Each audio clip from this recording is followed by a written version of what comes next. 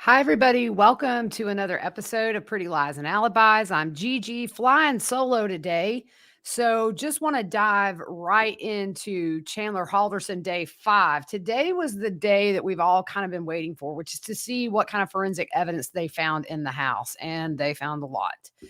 Before we get to all that, we're going to finish up the searches of the different properties. And so the first witness was Jessamy Torres. She's a lieutenant with the Dane County Sheriff's Office. She responded to the farm, and she was primarily the supervisor of that scene, interacting mostly with Kat's mom and her girlfriend Cress because they were very distraught, as you can imagine. The property was kept in custody from July 8th through the 12th, and some evidence obviously was missed during that initial search. Cress found the rifle in the barn in October, which was about 3 months after the discovery of Bart's torso on the property. And so the lieutenant said that the property is vast and sometimes searches obviously aren't 100%. And on cross, she said that how she wanted to know how many hours the barn was searched. And so the lieutenant said from 8 to 11:30 a.m. And then they asked if she felt that a thorough search was done, and she said yes. The next witness was Deputy Eric Schneider, who's with Dane County Patrol. He's a Dane County Patrol deputy and assists with the crime scene unit. He was also at the farm assisting in the search for evidence. And so we see a picture of a silver tarp that's folded up on the floor inside the barn. And actually, a cadaver canine led authorities to that.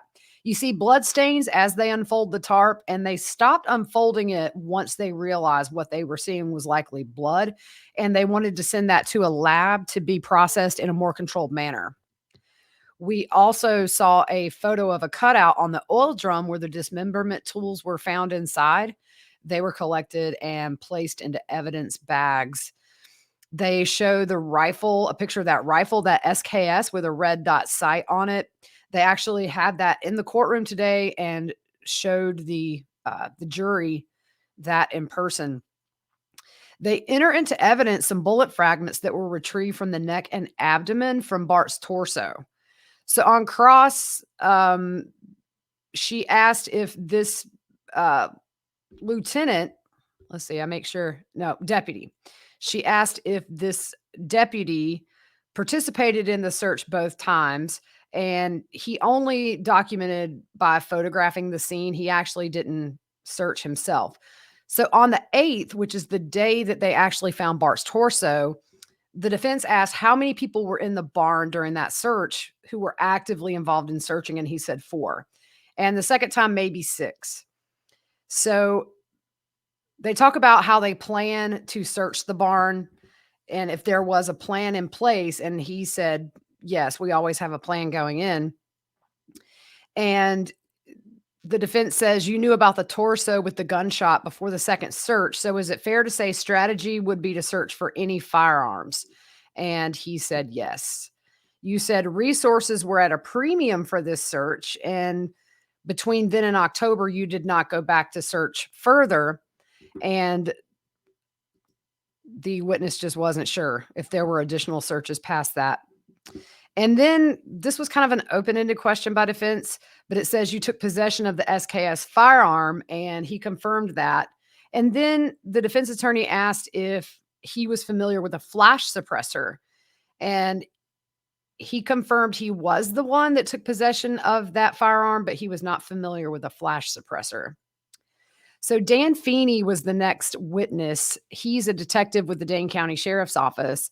He assisted in the search of the farm by searching the grounds on foot.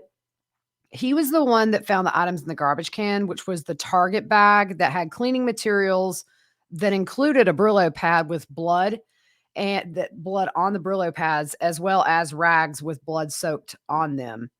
He said that it smelled of rubbing alcohol at first, and then it was overtaken by a rancid, putrid smell. So on cross, it says you canvassed the neighborhood looking for cameras or if anyone saw anything, and he said yes.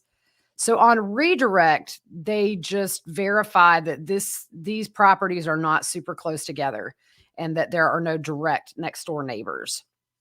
The next witness was James Plenty. He's a deputy with the Dane County Sheriff's Office and also a member of the crime scene unit. They admitted a series of photographs of footwear that they recovered at the Halderson home, as well as a photo of the trash can with the tarp found on the farm. In the photo with the trash can, the deputy says the area under where it was found was green and lush. And if it had been there for a long period of time, it would have killed the vegetation. So that let them know that that had been put there recently. They show inside the trash can, and you can see the tarp, and there is a yellow piece of duct tape attached inside. It's caught between the tarp and the side of the trash can. And that does come in a little bit later. They left the tarp in place and processed it at the crime lab just to avoid contaminating it. He was also at the Halderson house processing evidence, and they show the photo of shoes that are located in the garage. And it kind of reminded me of just that one central location that everybody took their shoes off at. But behind the shelving, they found a pair of shoes underneath. And so we see a picture again of the floral van slip-on shoes that they found Krista's phone wrapped in tinfoil along with her driver's license. It was tucked in there and behind the shelf. So they had the shoe in the courtroom and showed the jury. The next photo was a picture of Brooks brand shoes, and the bottom had twigs and grass on the bottom, as well as a blood stain on the tread, and then also on the tip of the shoe. They show a picture of it standing upright, and it shows blood on the tongue of the shoe. So they brought the shoes out and showed those to the jury, and the staining was swabbed and sent for testing. And one thing that I've seen, because y'all know I watch Forensic Files all the time, the one thing that I have seen is they can take grass from somebody's shoes or tires or anything that might have evidence on it, and they can go get clippings from that area and literally do microscopic examinations to say this grass came from this area. It's really cool. I'm curious if that's going to come in. So on cross, they're asked, is this your first time in the Halderson house? And that was a yes. And then the defense attorney says, you don't know where all the shoes are located, do you? And the detective said, by the end of the search, we did. So she says, prior to your arrival, you don't know where the shoes are commonly located. And then she says only one pair of shoes had any staining, and he confirmed that. So she said, we were able to identify 3 little stains out of all those shoes. And he said, yes. And then she asks if the shoes had been worn, and he said, yes. So the defense doesn't have a lot to work with here, really. We're starting to get into this forensic evidence, which is really hard to dispute. So I know the questions by the defense seem really petty, but that's their job, is to try to poke little holes of doubt in that jury. I just feel like, just from what we saw today, it's really overwhelming so far. And we haven't even scratched the surface, I don't think. So the next witness was Greg Leatherberry. He's a deputy sheriff with the Dane County Crime Scene Unit. He was asked to get complete fingerprints from Chandler, and he explained that at booking, they just get standard fingerprints. And from him, they needed major case prints that show the sides of the fingers and something about the traction and the ridges. He helped process the crime scene at the home, and they don't talk while they're walking through and doing their initial walk through the house, because he said each person processes the scene differently. Then at the end, they all talk and compare their findings, which I thought was really smart. I'd never heard of them doing it that way, but it makes sense. Let everybody kind of see what they see, and then you compare at the end. The living room had no significant forensic evidence. There was no significant forensic evidence in the dining room either. They also show a picture showing the kitchen pointing towards a door leading out to the backyard. There was nothing found in that area or the kitchen. And the laundry room upstairs, they showed pictures of. It's clear it's under renovation. There's a lot of supplies in there. They show a photo of an electric toothbrush that was collected as evidence for Krista as a source of DNA. And we see a picture of the flooring in the laundry room, and you can see 2 markers that are down on the floor by some evidence. And then they show a photo of a small blood stain. Then they show a photo of a vacuum, excuse me, which was taken for processing because they observed blood on the side of the vacuum. It's kind of a little white piece of plastic looked to me like it was on the wheel. They sprayed that with luminol and confirmed it was blood and another substance that actually differentiates between human blood and non-human blood to make sure that it was human blood that they were seeing, and it was positive for human blood. On the side of that vacuum, there were 14 numbers identifying 14 different areas where they saw blood. And I mean, some of these you couldn't even see with your naked eye. They were very, very small. They show a photo of Chandler's bedroom, which was a wreck. And then they also show a picture of Bart and Krista's room. There was no evidence in either one of those. There was no evidence inside the spare room. So they show the top of a garbage can in this bathroom that's under renovation. It's kind of on a shelf or on a, yeah, like a shelf, kind of waist level. And he was aware of the Rubbermaid garage can or garbage can that was found at the farm. And he thought it was consistent with the garbage can they found at the farm that had no top. So they took a picture of this. It's just by itself. It's just a black top for like a plastic garbage can. They show a picture of the shower that we saw earlier last week in a screenshot that Kat provided where she's talking to him as he's taking it, or she's FaceTiming as he's taking a shower. And they found blood stains on the baseboard in that bathroom. In Bart's office area, they found a few pieces of evidence in here. They found a piece of paper with access codes, usernames, and passwords. There were around 40 to 50 that were written down in pen and pencil, presumably by Bart. I think maybe this may come in later with computer evidence, which is why, because they didn't really elaborate on why that was important. They show a photo of a printed email from Krista to Bart with the subject Madison College, and on the backside was a letter to Chandler from Citizens Bank. And then they show a photo of a Google Nest device. It kind of looks like a little Amazon Alexa, but it's Google's version of this. And he noticed that there were 2 other Google devices throughout the house. All 3 were unplugged. And he said that he took photos of this because he remembers a trial where there was a motion to get any evidence the device may have recorded during the crime. And so he thought that that had some significance to it. Sorry, guys. So moving on, let's see where we go. They also show a photo of some dirty Rubbermaid trash cans in the garage. And the testing shows on the handle of a city trash can, there were bloodstains on the handle and also inside the can. They show a photo of a container with a bunch of things piled up. And we see a close-up picture of black rope, which looks identical to what they found tied around Bart's torso out in the farm. And they also show the edge that had been cut. Now, what they're going to end up and do is put this together like a puzzle. And they also show a photo of the wooden axe that was found in the garage. It has a wooden handle with the regular axe head. It was found kind of propped up behind some boards, and a close-up of that head shows bloodstains below the axe head, just right where the wood and the metal meet. And also, you see a lot of bloodstains on kind of where you hold that. They found a photo, or they showed a photo, and it is the handle of a bow saw that was found also behind boards.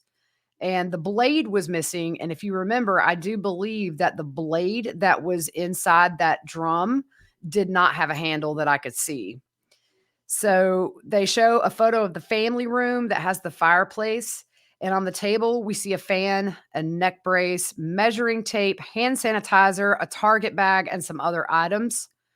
Another picture of the stone fireplace is shown, and we can see that glass where the pane's missing. There's a pair of work gloves kind of on the stone bottom of the fireplace. It's a wood burning fireplace and not gas. And they show kind of a close up of the right side of that glass enclosure. And there are streaks on the glass, which he believes was from an attempt to clean. And they also showed some photos above the glass doors where that paint is discolored and bubbling from high temperature. And in a couple of places, it actually exposes the raw metal. And it's the same side where the glass is missing where it's worse. So they move on and show a photo inside the fireplace. And we see 2 logs inside there and some unburned newspaper. And then below that grate is an ash clean out door. And they see discolorations on the grate. Some of the colors are more gray and light in color, and some are darker. And there was more more burnt areas in there. So they called arson experts in. And so they show a close up of those two logs. And in the center, you see a burnt piece of wood. And on top of that, you see something white, just really small. And he said that that was later proven to be human bone.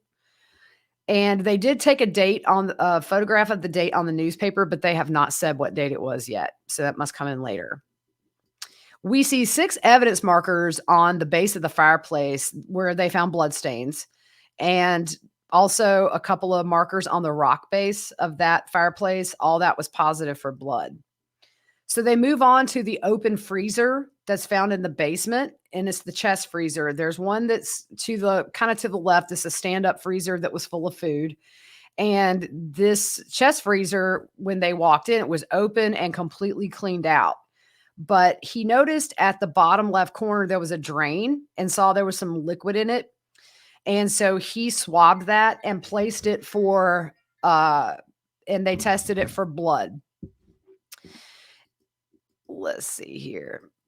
Also, the one thing they did notice is when they did that first walkthrough in the house, this was not there. This chest was not there the first time that authorities walked through that house, so it had been brought back in.